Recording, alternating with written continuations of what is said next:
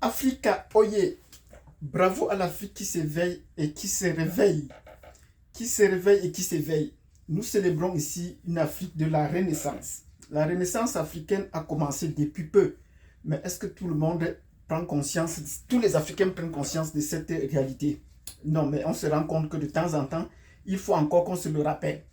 Oui, dans cette vidéo, comme vous voyez en titre, je vais apporter ma contribution à une intervention du professeur Ndobo, qui est mon compatriote africain du Cameroun. Oui, il était un enseignant qui parle de beaucoup de sujets. Bon, c'est parce qu'il a touché un sujet qui me concerne particulièrement. Moi aussi, je suis camerounais d'origine. J'ai étudié à l'université de Yaoundé, du début jusqu'à la fin. Donc, j'ai terminé mes études là-bas, sur des questions de géographie. Donc, quand on parle des questions de géopolitique, de géostratégie, de système d'information géographique, de cartographie, bref, de géographie, ça me concerne. Et si parfois il y a des manquements ou des insuffisances, je pense que je suis appelé par mon devoir ici de dire la vérité ou de recadrer certaines choses sans nécessairement chercher à critiquer les uns et les autres. Non, je veux juste apporter ma contribution à cette sortie du professeur Ndobo qui a pensé à faire une analyse d'une rencontre entre le Burkina et le Rwanda. Donc, si c'est la première fois que vous me rencontrez, mettez-nous déjà des pouces, je vous dis bonjour, bonsoir. Pour ceux qui nous découvrent pour la première fois, euh, abonnez-vous si vous n'êtes pas encore abonné et cliquez sur la cloche de notification pour ne pas perdre les prochaines vidéos et surtout pour voir les précédentes vidéos que nous avons faites sur les questions de géographie, de géopolitique, de géostratégie. C'est notre domaine. Nous ne papillonnons pas partout comme certains de nos collègues, mais on les comprend, ils se cherchent. Nous sommes ici dans la géopolitique et la géostratégie. Donc, si vous avez fait ce que je vous ai dit tantôt, il est question de vous rappeler un peu le contexte. Dans cette vidéo, j'ai suivi une précédente vidéo du professeur Ndobo. C'était un expert qui parle de beaucoup de questions, qui parle de beaucoup de sujets, il touche un peu à tout. Mais là, il a heurté un sujet, il a touché un sujet qui nous concerne. Et j'ai laissé un petit commentaire où ses abonnés peut-être n'étaient pas d'accord. Qu'est-ce qui se passe? C'est qu'en fait, il a fait une sortie que j'appelle un petit dérapage, que je cherche un peu à recadrer, à comprendre. Et dans cette vidéo, je suis abonné à sa page, j'ai laissé un commentaire. Parce que le professeur Ndobo s'insurge du fait que le capitaine Traoré du Burkina Faso, le président, a envoyé une coopération, a envoyé son chef d'état-major discuter avec le chef d'état-major avec l'état-major du Rwanda, avec l'armée rwandaise. Et là, il s'insurge. Qu'est-ce que le Burkina va encore chercher du côté du Rwanda alors que le Rwanda n'a pas bonne presse? Je voulais dans cette vidéo apporter une certaine précision. Je veux dire essayer de recadrer pour que mes abonnés ne soient pas perdus s'ils tombent sur ce genre de vidéos et croient que les choses se passent telles qu'elles. Non. D'un point de vue géopolitique et géostratégique, il est question de bien recadrer les choses. En effet, si on regarde les choses du point de vue du Rwanda d'abord, il faut qu'on le précise, le Rwanda est un pays hautement militarisé et son président est là depuis près de 30 ans, 29 ans par là. Et il a une expertise en tant que président de la République et en tant qu'ancien militaire au pouvoir, il a fait ses preuves sur le plan culturel, sur le plan sécuritaire de son pays et de son peuple. Il a dit, il a fait ses preuves. Donc nous sommes là du point de vue du Rwanda. Et il a exporté cette expertise pour sécuriser son peuple dans les pays voisins. Et nous lui disons bravo pour cela. Aujourd'hui, la communauté internationale, tant qu'il a encensé hier, tant à le jeter l'opprobre, a dit que non, le Rwanda n'est pas un pays fréquentable, le Rwanda est parti au Congo faire ceci, le Rwanda est parti. C'est plutôt du côté du Congo qu'il faut chercher les faiblesses et chercher à relever le Congo. On ne doit pas tirer l'Afrique vers le bas pour nous ramener au niveau du Congo, non. Si les autorités congolaises n'ont pas la capacité de pouvoir contenir un petit pays comme le Rwanda, nous sommes désolés, mais le Rwanda a déployer tous les moyens qui sont nécessaires pour sa survie, pour sa sécurité et pour son développement. Et là, sur tous ces plans, le Rwanda a prouvé qu'ils sont capables de pouvoir défendre leur intégrité et assurer leur développement, et même pas pourquoi aller chercher les ressources ailleurs pour le faire. Donc il revient au Congo de le faire. Mais malheureusement, du côté du Congo, on se rend compte que le président Tshisekedi, qui est un enfant qui a grandi au palais, n'a pas grandi dans les rues comme tous les autres, comme Kagame, donc il ne connaît pas se battre de 1 à 1, si on peut le dire déjà de ce point de vue.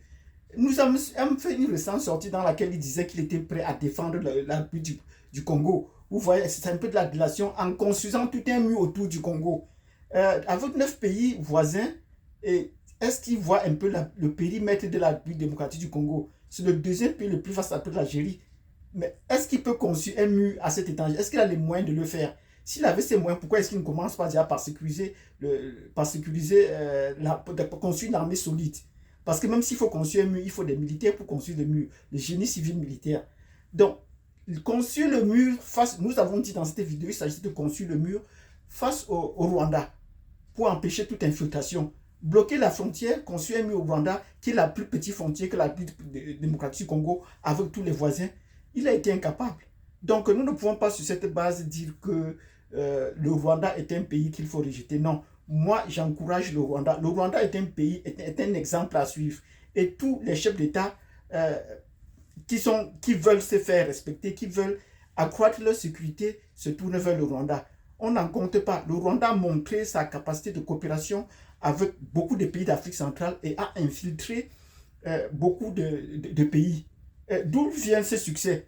Le Rwanda était déjà alimente beaucoup de forces des Nations Unies en République centrafricaine et a fait aussi preuve de sa bravoure au Mozambique en faisant taire la petite rébellion qui tentait d'éclore au Mozambique. Et nous lui disons bravo. Le Rwanda s'est exporté ses forces, ce n'est pas seulement au Congo. On n'a pas crié au hasard sur le Mozambique. Non, on n'a pas crié. Mais la République du Congo tend à se plaindre. Donc, il faut dire aux Congolais de se ressaisir et de s'organiser pour se défendre.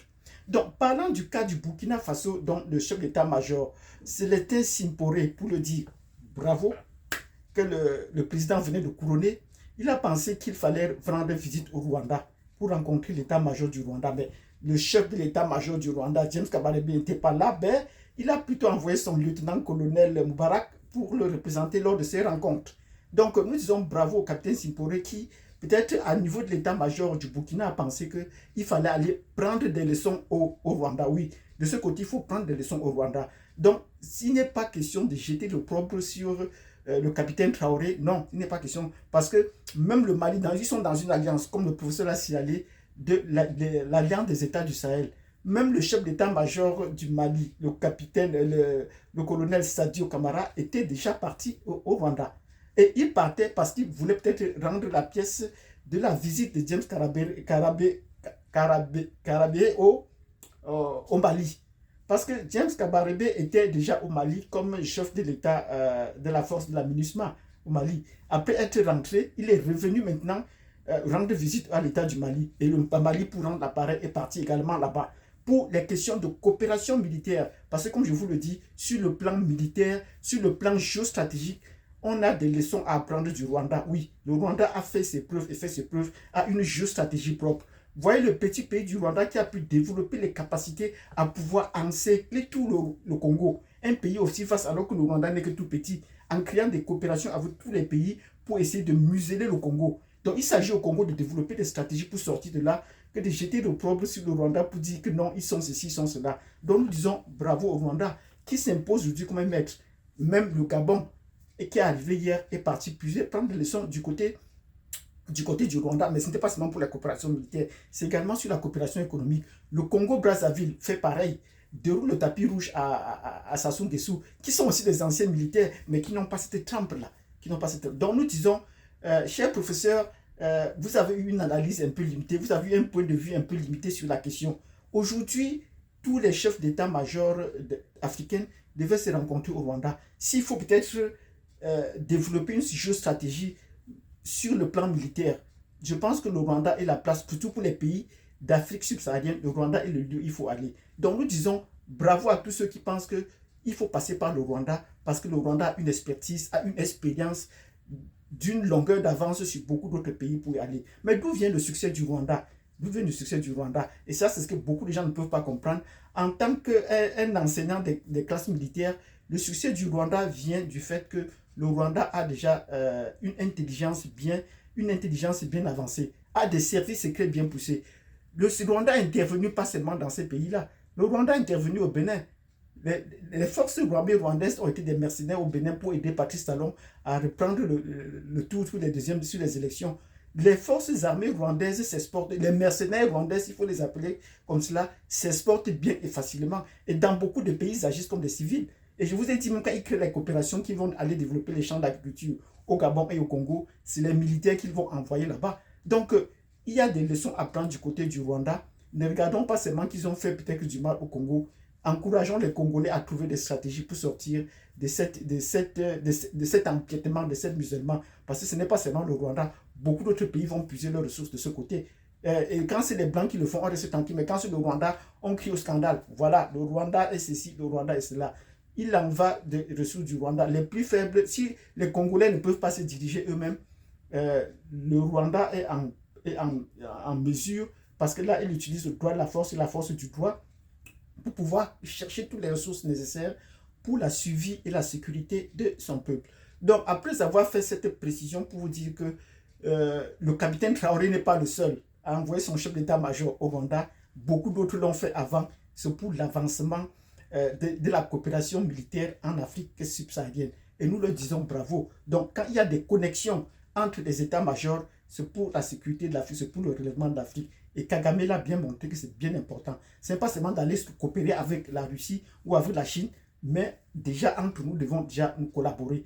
Et l'armée rwandaise est assez efficace. C'est pour cela qu'il faut aller chercher là-bas. Vous construisez rien qu'avec les Blancs, vous n'allez pas vous en sortir sur le long terme. Donc nous disons bravo à Kagame et nous disons bravo au professeur Ndobo qui a peut-être pensé faire cette sortie. Beaucoup le pensent et n'analysent pas, mais qui ne prennent pas ça comme un problème personnel, non. Qui ne disent pas que Capitaine Traoré, c'est un militaire qui veut rencontrer notre militaire, il pense que d'autres a de l'expérience, donc c'est important qu'il aille puiser là-bas, comme beaucoup l'ont fait avant lui, et beaucoup le feront encore davantage, parce que le Rwanda a une expertise à revendre. Donc les mercenaires rwandais sont partout en Afrique, ils ont un service secret assez efficace qui assure son succès. Donc bravo au Rwanda, bravo au Burkina Faso, qui pense que pour sa sécurité, il faut également prendre la leçon des aînés. Si vous avez bien compris cette vidéo, où nous avons apporté un petit recadrage pour dire, tant que les Africains doivent se mettre ensemble pour une certaine coopération, qu'elle soit militaire, économique ou socio-culturelle, nous sommes d'accord, nous leur disons bravo. Parce que nous avons également un défaut qu'on est prompt à tout critiquer avant le temps. Donc, il n'est pas question de critiquer le capitaine Traoré. Il fait ce qui est à son niveau en tant que chef d'État d'un pays pour sécuriser son peuple et sa population. Donc, nous lui disons bravo et nous disons à nos frères youtubeurs, d'éviter de trop critiquer la situation avant le temps. Nous devons plutôt encourager ce genre de coopération entre les pays africains. Merci et je vous donne rendez-vous à la prochaine vidéo. N'oubliez pas de nous mettre déjà de nombreux pouces, de nous mettre des cœurs et de nous joindre. Il faut nous joindre. Cliquez sur le bouton joindre. Ça pourrait nous permettre de produire des vidéos plus efficaces avec plus de données. Donc, abonnez-vous, cliquez sur la communication et je vous donne rendez-vous à la prochaine vidéo. Ciao!